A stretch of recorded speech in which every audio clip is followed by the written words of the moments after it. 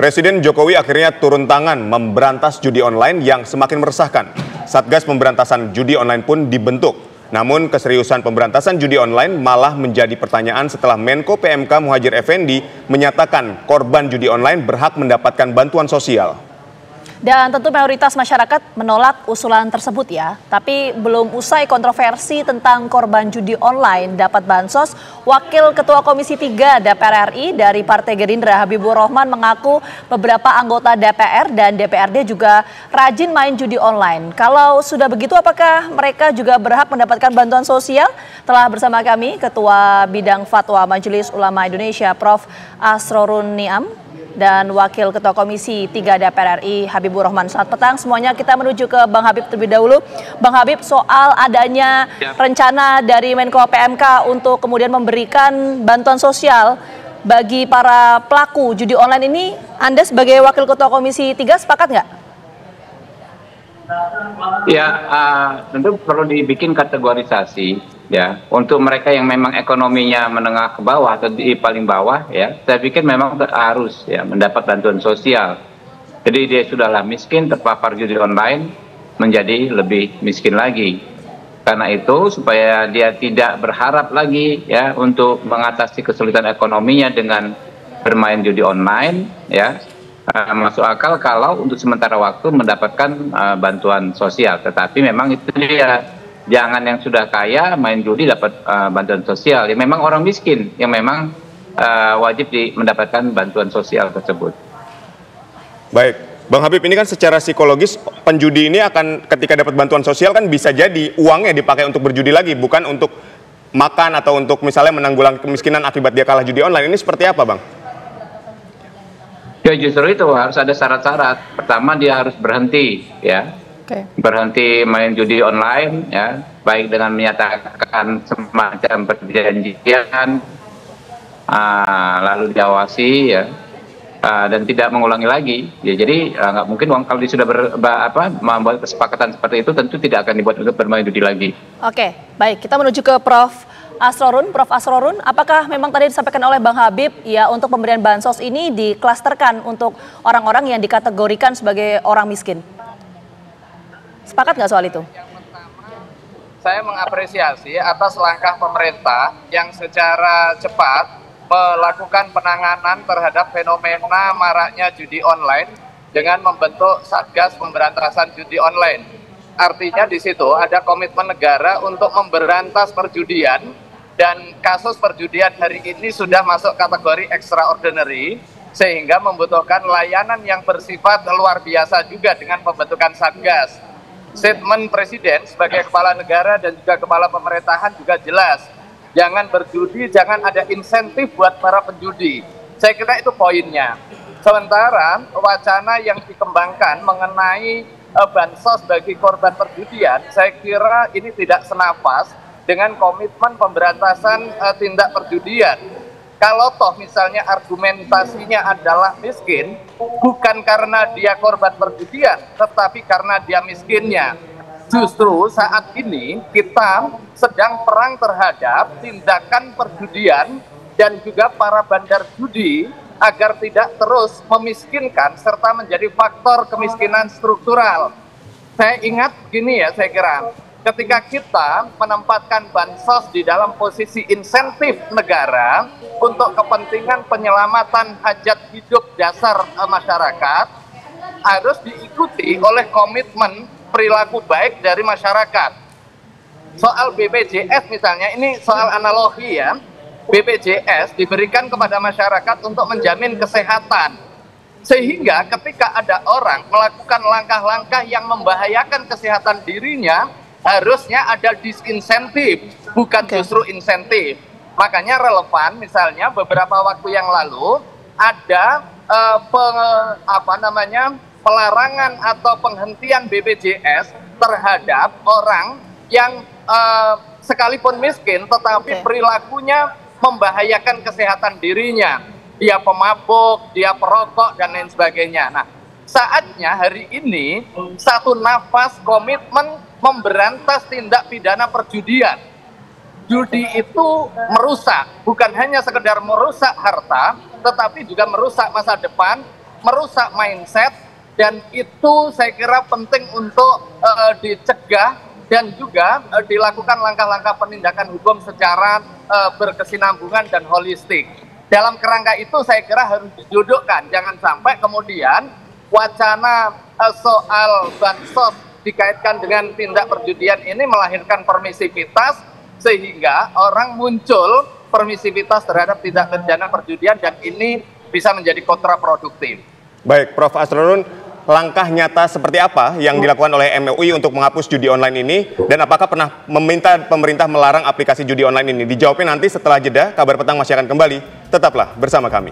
Sudah banyak yang merasakan keuntungan lebih belanja di Depo Bangunan. Mau seperti mereka, menangkan undian berhadiah total 14 miliar di Depo Bangunan. Ayo belanja! Hanya di Depo Bangunan. Anda kembali di Kabar Petang. Pemirsa, kita langsung ke Prof. Asrorun.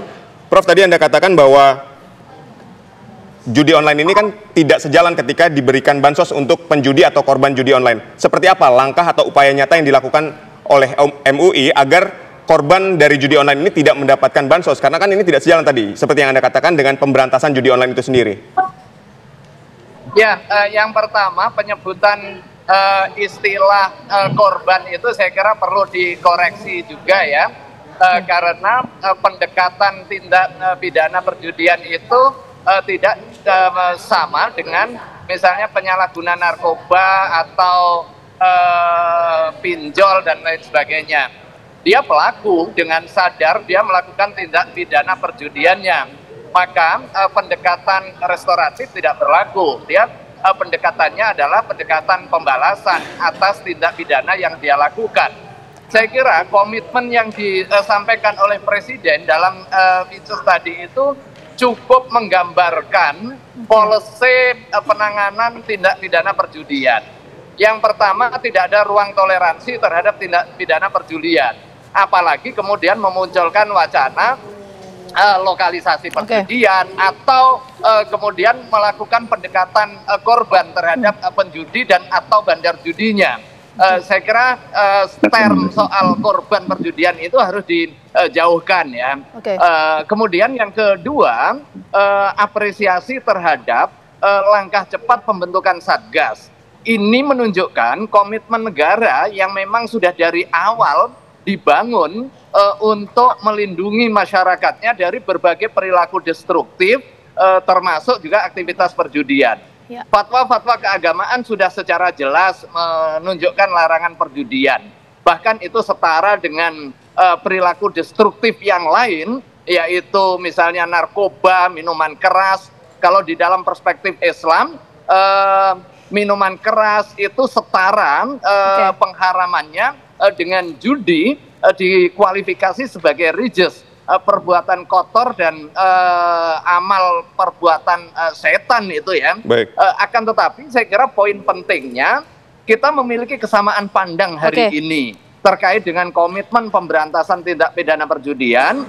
Kemudian ada fakta lain, maraknya platform-platform digital yang menyediakan aktivitas judi, sehingga banyak orang memanfaatkan itu untuk kepentingan aktivitas perjudian. Itu harus diputus mata rantainya dan keras hukumannya. Oke, Prof. Asrorun, artinya nggak senafas ya dengan komitmen tindak pemberantasan judi online. Kita menuju ke Bang Habib. Bang Habib, sebetulnya soal pemberian bantuan sosial ini apakah masih sebatas usulan atau memang ini sudah ada turunan peraturannya yang nanti bisa diimplementasikan? Seperti apa sebetulnya?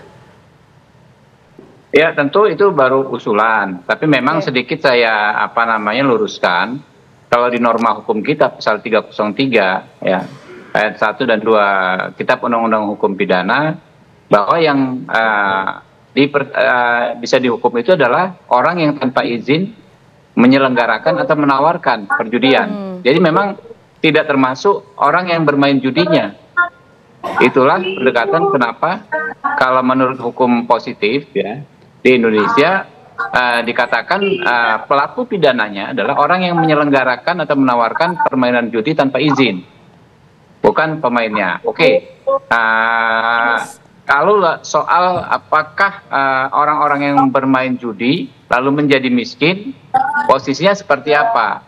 sebetulnya saya sepakat dengan Prof. Kami berdua sepakat bahwa terhadap orang yang miskin, ya apapun penyebab kemiskinannya, menurut saya adalah negara harus bisa memberikan bantuan, ya apakah karena berjudi, apakah karena dia boros, ya atau lain sebagainya. Kecuali ketika setelah mendapatkan bantuannya dipergunakan untuk judi, nah itu bisa diberhentikan. Tapi kalau sebelumnya dia tidak miskin, lalu miskin karena menjadi pemain judi online, barulah ya. Nah, menurut saya orang tersebut dapat mendapatkan bantuan Habib, sosial. Bagaimana kemudian bisa memastikan bahwa bantuan sosial yang diberikan kepada masyarakat atau pelaku judi online yang terdampak dan berpotensi menjadi masyarakat miskin ini bisa tepat sasaran, tidak digunakan untuk judi kembali? Itu memastikannya bagaimana?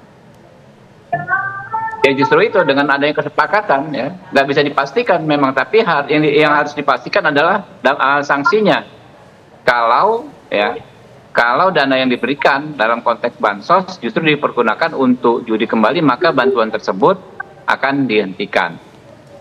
Baik, terakhir ke Prof. Asrorun, langkah nyata dari MUI untuk memberantas judi online ini seperti apa, Prof?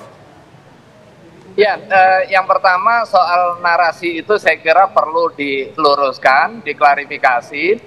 Bukan persoalan penjudinya, tetapi bansos itu didedikasikan untuk kepentingan masyarakat miskin agar dia dapat bergerak menjaga eksistensi dan juga kehidupannya yang layak. Saya kira poinnya itu. Nah, di tengah keterbatasan fiskal kita, jangan sampai kemudian justru bansos didedikasikan untuk kepentingan yang secara prioritas dia tidak berada di dalam level yang terprioritaskan. Prioritasnya adalah orang miskin yang punya semangat untuk hidup, punya perilaku baik, jauh dari hal-hal yang bersifat destruktif.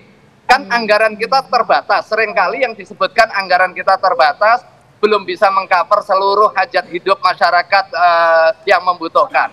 Maka harus ada skala prioritas. Ini yang pertama. Kemudian yang kedua, terkait dengan langkah penanganan, saya secara pribadi maupun sebagai Ketua MUI Bidang Fatwa mendukung langkah-langkah cepat yang dilakukan oleh pemerintah dengan pembentukan Satgas Pemberantasan Judi.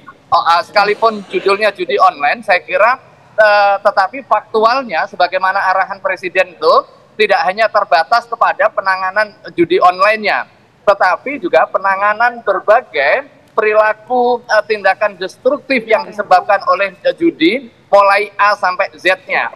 Jangan sampai kemudian nanti tebang pilih ada beberapa platform atas nama permainan, atas nama games, tetapi pada hakikatnya di situ ada unsur perjudiannya. Saya kira harus kita komitmen perang total terhadap perjudian. Oke, baik. Itu tadi sampaikan Bang Habib bahwa ini masih sebatas usulan. Nanti kita lihat apakah akan ada turunan aturannya atau seperti apa. Sekali lagi terima kasih banyak Prof. Asrorun dan juga Bang Habib atas waktunya sudah bergabung bersama kami di Kabar Petang. Sehat selalu.